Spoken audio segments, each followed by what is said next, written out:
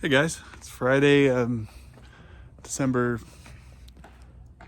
7th or 8th. It's just a beautiful day here in Nevada County. And I took a long lunch break. I'm gonna go work on my landings.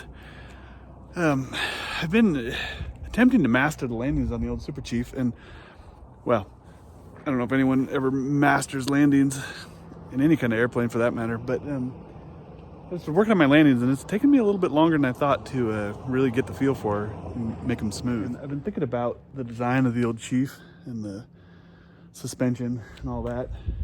And we did top off my oleos right here. It's got these little oleo shocks, which they only have about 3 inches of travel.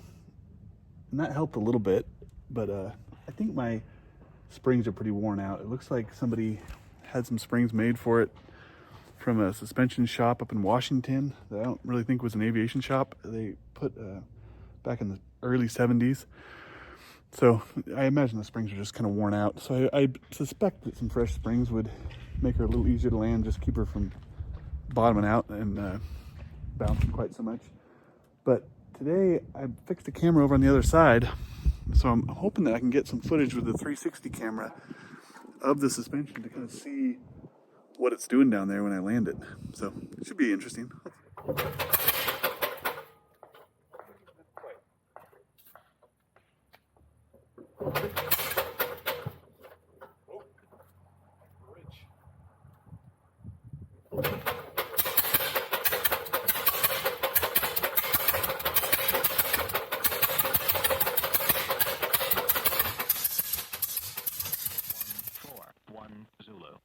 Wind 310 at 5 knots. Sounds like we have a little bit of wind here, so these landings might not be the smoothest, but at least we'll be able to see how the suspension performs with my trusty new camera location. All right, let's go flying. Nevada County traffic for Aeronca Super Chief, departing runway 25, left closed traffic, Nevada County.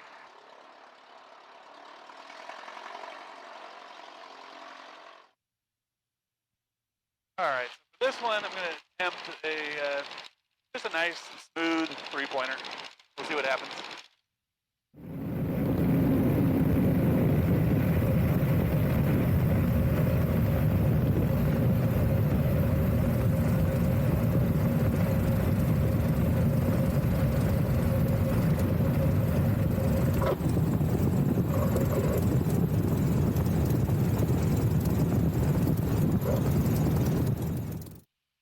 Alright, that last landing was a little rough. Came in a little hotter than I wanted to, so I'm going to slow it down a little more this time and see if I can smooth it out a little bit more.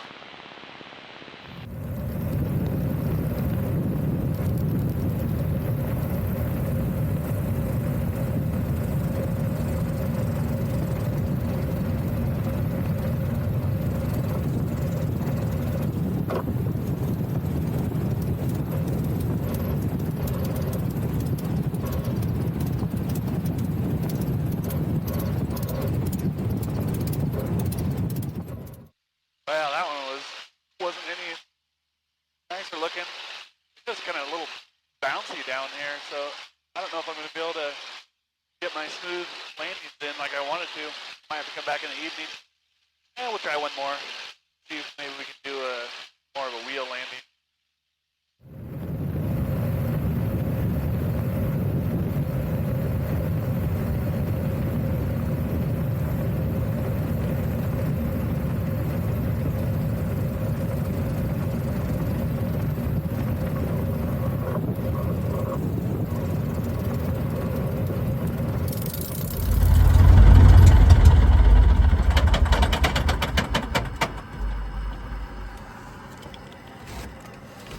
Well, those landings weren't quite as smooth as they could have been.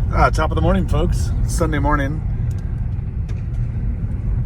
I got up early to continue my quest for the perfect landing.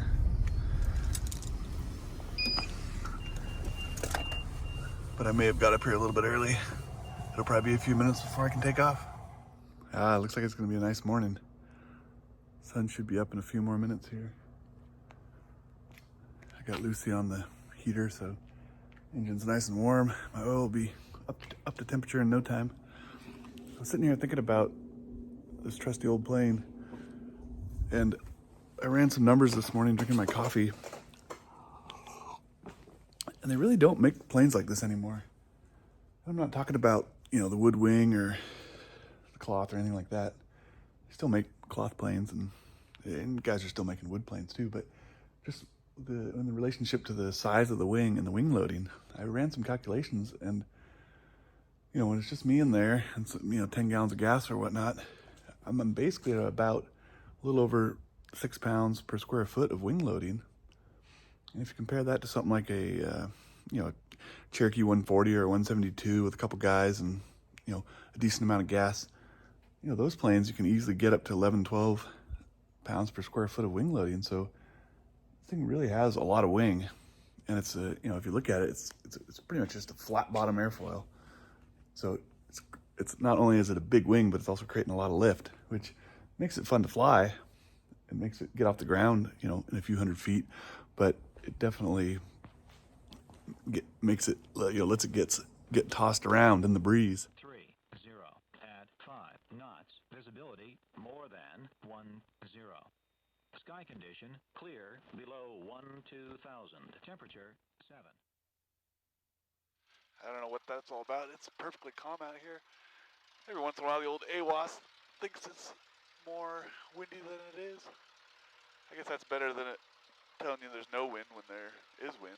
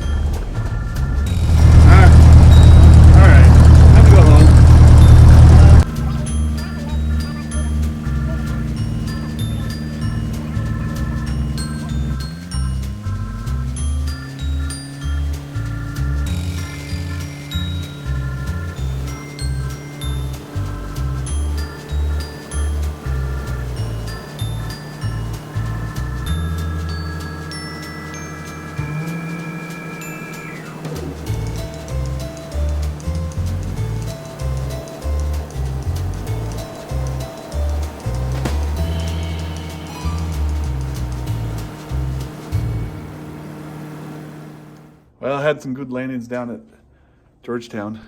Stopped by Auburn on my way back in search of some free coffee, and I found myself in this nice little room that Auburn has.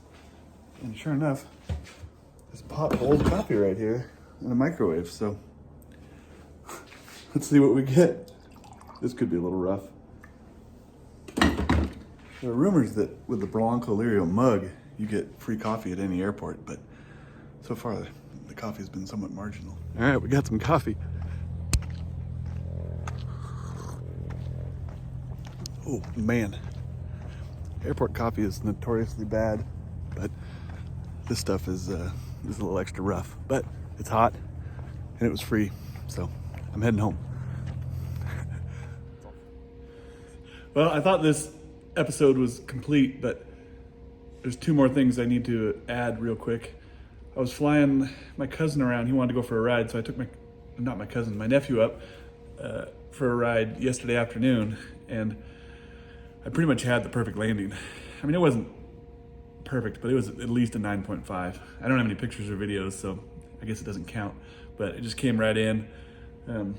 Just nice approach, smooth approach. I was trying to give the kid a nice flight, and came over the numbers, and just a perfect 3-pointer. Like, I hardly even felt it. It was one of those. And he even told me, he was like, "Oh, Uncle Jared, that was smooth." So good landings are possible in this thing. There's still some hope. Anyway, and one other thing, if you were wondering about Goldie, my brother came over and helped me build Goldie's ramp. So this way I can push her up there, get her up above, and the tail for Lucy fits right underneath, so Lucy can go in and out as she pleases without having to move Goldie. It is about a 2, maybe even 3-person job to get the plane shoved up there. So I think what I'm gonna do, because I didn't realize I was gonna have so much extra room, I think I'm gonna flatten out my ramp a little more, bring it out another 4 feet, and then hopefully I can shove it up there myself. Goldie can sit there on her perch, and Lucy can slide right in and out. So, all right, that's all for now. So long.